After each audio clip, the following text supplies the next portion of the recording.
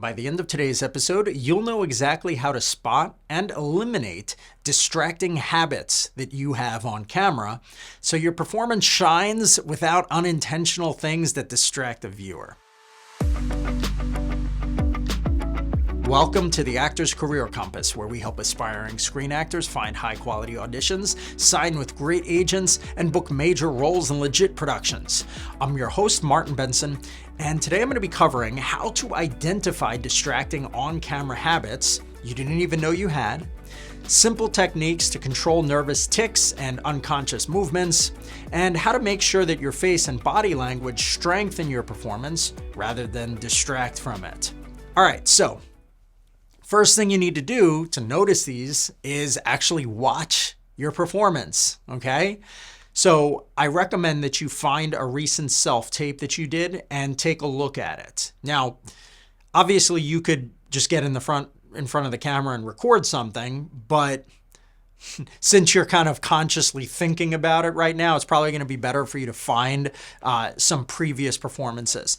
And honestly, I recommend that you pick, you could just do one, but it would probably be more beneficial to do like 2 or 3 where you're playing very different emotions in each, because you may have a tic that comes out when you're angry, but it doesn't come out when you're just having a conversation. Or you might have something that you do that's weird that comes out when you're very sad, but not when you're angry, right? So by seeing the different emotional states and actively looking for this, you're most likely to find where they come out, and then you can be aware of it to fix it.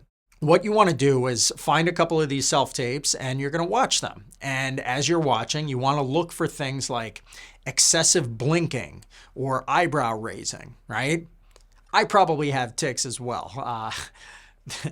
Honestly, I only recently started doing these YouTube videos, and I haven't really watched too many of them in depth yet looking for these tics. So it's funny because as I'm doing this episode, I'm starting to be like, oh, I do the eyebrow raising thing all the time. But who knows? Anyway, if it's for something really important like acting, where you're being booked based on what your self-tape looks like, then it's extra important that you pay attention to these things, right? So look for excessive blinking or eyebrow raising, unintentional lip movements or licking your lips, right? It's kind of a weird thing, but when people do voice acting work, they have to be aware of certain stuff, because a microphone, especially when it's right next to you, can start to hear things like weird, gross sounds that are coming out of your mouth. You have to be aware of that stuff, and you have to actually fix it so that it's not problematic in your performance. In addition to that, looking for overuse of head tilts or nodding or shaking, right? So recently, one of my clients, she had an audition tape that I was watching, and the way that her hair was, anytime that she would kind of shake her head a little bit like this, her hair would go like and it would look way bigger in her hair. And so it kind of drew the eye to it. And even though like something like this might look normal, it didn't look normal in her self-tape. It was just kind of like, whoa, like her hair is like crazy like this. So it's something that had to be fixed, right? So overuse of head tilts or nodding or shaking or fidgeting with your hands or your hair or clothing. Like if you find yourself constantly twirling your hair or scratching your head or whatever, right? Different things like that. Do pay attention. Like if you've started to notice that you, like for instance, for me, for a while, my head was like itchy and I didn't know why. And I was like, what is wrong? And so I knew that would be a problem in videos that I'm doing, right? If I was just recording the audio podcast, it wasn't an issue, but I realized that it was because I was allergic to the shampoo that I was using, okay? So like if you notice that you're having like head itching, especially in wintertime when the air is extra dry, that's something that you should consider fixing, because you don't want to be constantly like scratching yourself when you're doing audition tapes, okay? So what you want to do is, if you're not sure whether something is distracting or not, you can feel free to compare your audition to something from like a movie or a television show that you enjoy, right? So you'll probably be able to find a few clips of a show that you enjoy on YouTube, something where the character is in a similar, like a character that you feel like you could play is in a similar emotional state to you. And then just watch their performance and notice if the character has any distracting tics or things that you don't think are intentional for the scene. They most likely won't. And then you could notice like, oh, well, based on that performance, in my performance, I'm definitely doing something because that character is not doing anything at all like what I was doing, right? So just kind of like a way to notice and be like, oh, that thing that I wasn't sure about in mine, since they're definitely not doing it, it's probably not normal to do that, right? So maybe I want to fix it. So you would go back and forth and watch your clip again and see if yours has something. And again, you're just going to kind of be tuned into noticing those differences by comparing your audition tape to something from like a major production. Okay. So let's talk briefly about some fixes for common issues, right? So if you're constantly tucking your hair behind your ear or you're shaking your head, and your hair is like going crazy, maybe consider styling or adjusting your hair in such a way that it stays put so you don't have to worry about that, or it doesn't like shake so much when you do shake your head, right? Or like, I mean, some people kind of like they have long hair and they'll go like this to kind of throw their hair out of their eyes, right? So maybe you need to cut your hair slightly shorter so that you don't have to constantly do that in your audition tapes. Another thing, like if you feel like you're gesturing too much, talking with your hands all the time, right? Try a version recording yourself tape where you deliberately are keeping your hands way more relaxed or keeping your hands down in your pockets, right? Because if you're simply becoming aware of the fact of the problem, that's often enough to fix it after a few times going through. Then it'll start to become a habit and you won't do that thing anymore. For instance, speaking, right? I used to say the word like all the time, or I used to say, you know, or I still say it, but I don't do it nearly as much as I used to, especially when I'm speaking on camera or speaking in front of a group. I kind of am more aware of the way that I speak and how I present to people. And it was mostly just because I watched myself a few times looking for those things. And when I started to notice that I said that all the time, then yeah, of course I was like, wow, this is a problem. Now, if you are not sure, obviously, of whether something is a problem, you can certainly show it to a friend or an acting teacher or someone else. I am going to begin a YouTube critique series, most likely, if I haven't begun it already, where I offer some free feedback and notes for people on auditions or monologues. So you could potentially submit to that if it's started by that point. But yeah, just either you watch it or show it to somebody and ask them, hey, do I have any tics or anything that's weird that's distracting you? Because if you just ask them like, oh, what do you think? They're going to try to be nice, right? And be like, oh, I think it was great. But if you deliberately say, oh, okay, well, did you notice anything specific that was distracting to you? Then they're going to be a little bit more honest, right?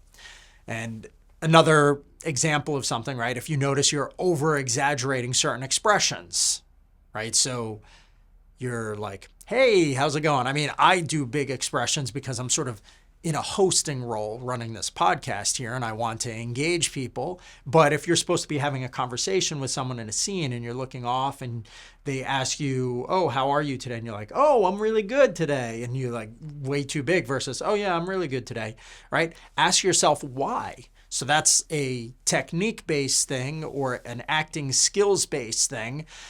I always like people to ask why. Why am I doing this? Remember that you shouldn't be trying to show your emotions. So if your character is supposed to be happy, you shouldn't be like, hey, I'm good today and over showing it. It's your character just is happy, and showing your emotions is considered indication, where you're trying to indicate to the audience that you're happy. That's not generally good for film and television, like screen acting in particular. So you would ask yourself, would you do that expression if it were real life and you were just talking to this person in real life? You wouldn't be like, hey, yeah, I'm good today. They'd be like, what is wrong with you? Right? Like, that's kind of weird. So instead, you would ask, why am I doing that? If the answer is, well, I'm doing that to show the camera my emotion, then that's not a good answer, and you have to change it. If the answer of why am I doing that just doesn't make sense, that's a reason to change it. So instead, you might make it more subtle, and you're just having a conversation. Oh yeah, I'm good today, and then you watch it and you're like, okay, that looks more normal, like how I talk in real life. Remember that it's possible now also to control nervous energy. So sometimes nerves result in tics, whether you're kind of like shaking your knee, right? Constantly. Sometimes stuff like that happens. And interestingly, there's actually a physiological reason that people do this. It has to do with eating more food than you are used to. I know that that probably sounds weird, but what happens is when you have an excess of energy because you've eaten more food in a day than you normally expend, your body unconsciously wants to use and burn the extra calories. And so it makes you start like tapping your finger or shaking your knee or doing just weird movements or shaking more or whatever. So if you have a really important audition, I recommend not eating something that has either a lot of caffeine or something that is sugary, basically like something that's going to give you a big burst of energy right before that, because it can kind of throw off your performance and make you have a lot more nervous energy that you need to get rid of. Okay. Now, if you do have nervous energy, it is possible to kind of control it a little bit. So I recommend that you write down 2 or 3 words that describe the best aspects of your personality. Now, I have a way to do this called finding your pride words, but it's beyond the scope of today's episode. So instead, like a shortcut is you can just kind of think about, well, I guess my personality, I'm smart, I'm caring, and I'm funny, let's say, right? And so what you do is think like, okay, smart, caring, and funny. So if you write those words down, now you use them before you do any sort of audition, and you think of each of those words one by one, and you close your eyes just before you get into your audition, right? So start the camera recording, then close your eyes and think smart, and feel it, smart. Then caring, caring, you feel it. And then funny. Funny. And then you go right into your audition. Hey, I'm Martin Benson, and today I'd like to read for the role of X. And then you just go. And you're in a much more grounded state. In fact, this technique was what one of my clients, Tyrone, feels helped attribute to him booking his first ever Broadway role. It was down between him and another actor, and he did this where he closed his eyes and he felt these words that really helped center and ground him right before his audition, and he performed much better. Even though it was the biggest role of his life and he was very nervous, it helped him really just kind of do his best audition ever, regardless of the fact that it was for something so important. It kind of got rid of the nerves, because it's difficult for you to feel those emotional states while also feeling nervousness. Your body can kind of hold on to one primary emotion, and it kind of can push out the other ones when you do it like this. Okay. So really remember, being aware of these on-camera habits and tics and all these things, it's going to help you look more confident and professional in front of casting directors and agents when you take control of these things. You have to pay attention to them, because even if you do them in real life when you're just having a conversation and stuff with people all the time and they're part of who you are as a person, it doesn't mean that they're going to translate well on camera, right? For instance, I used to do this thing where I tighten my jaw a lot anytime I was doing an emotional scene. And while I did that in real life, even though it felt normal, it just looked bad on camera and was really distracting to see my jaw muscles tense up like that, especially under the lighting that you do audition tapes under. It's a little bit different usually than real life. And so especially like when the camera's up close to your face and all of that, these little things can be noticed a lot more. So what looks more normal in real life is magnified on camera, and that's why you need to pay extra attention to it, okay? Well, thanks for listening today. Now, before I wrap, I just want to read a recent review that I got for the podcast. I really want to thank you, Martin, for helping me become more confident.